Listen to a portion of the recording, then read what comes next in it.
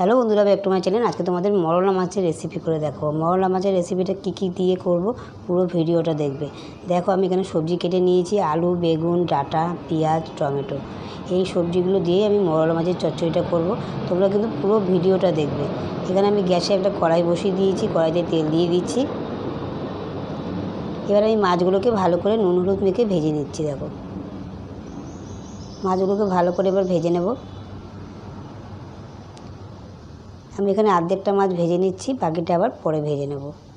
একবারে সব মাছ দিয়ে দিলে মাছের সাথে মাছ লেগে যাবে। দেখো মাছগুলো কিন্তু আমার ভাজা হয়ে গেছে, মাছগুলো আমি তুলে নিচ্ছি।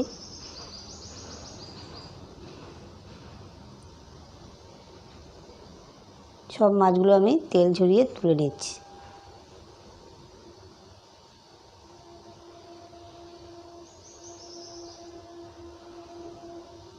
এইভাবে সমস্ত মাছগুলো তুলে নেব।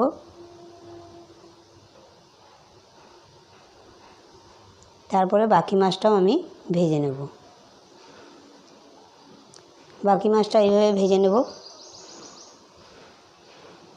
দেখো সব মাছ আমার ভাজা হয়ে গেছে। এবার আমি তেলের মধ্যে একটু কালো জিরা ফোড়ন দিয়ে দিলাম। দিয়ে এবার সবজিগুলো আমি এক এক করে দিয়ে দেবো। এখানে আমি আলু দিয়ে দিলাম।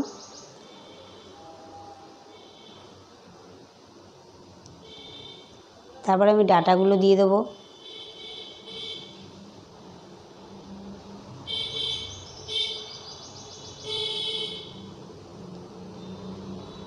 পেঁয়াজ কুচি দিয়ে দিলাম। দিয়ে এবার নুন হলুদ দিয়ে একটু ভালো করে ভেজে নেব। সামান্য একটু হলুদ দিয়ে দিলাম, নুন দিয়ে দেব,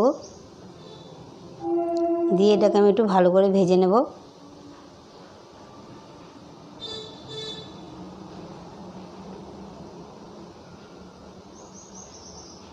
দেখো ভালো করে ভেজে নিয়েছি। এবার আমি এখানে বেগুন কুচিটা দিয়ে দেবো। যে বেগুনটা লম্বা লম্বা করে কেটে রেখেছিলাম, বেগুনটাও দিয়ে দিলাম। বেগুনটা সবার লাস্টে দিলাম কেন, বেগুনটা কিন্তু সবার আগেই নরম হয়ে যায়, তাই আমি বেগুনটা সবার লাস্টে দিলাম। এবার বেগুনটা দিয়েও ভালো করে নাড়াচাড়া করে নেব। দিয়ে আমি এখানে একটা টমেটো কুচি দিয়ে দেবো।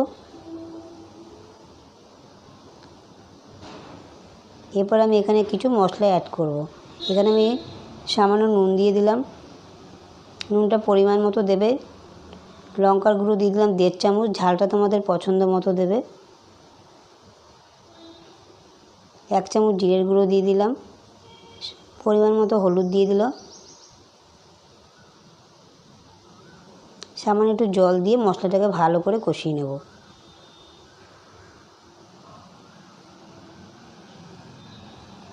দেখো মশলাটাকে ভালো করে এবার আমি কষিয়ে নেব। মশলাটা দেখো ভালোভাবে আমার কষানো হয়ে গেছে।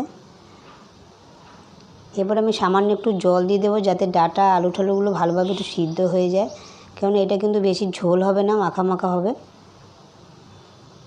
এরপর আমি মাছগুলো ভেজে রেখেছিলাম, সেই মাছগুলো দিয়ে দেবো।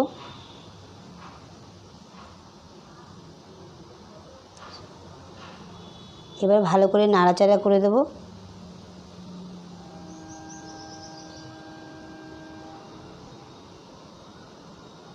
এবার 5 মিনিটের মতো ফুটলেই আমার মাছটা পুরো রেডি হয়ে যাবে।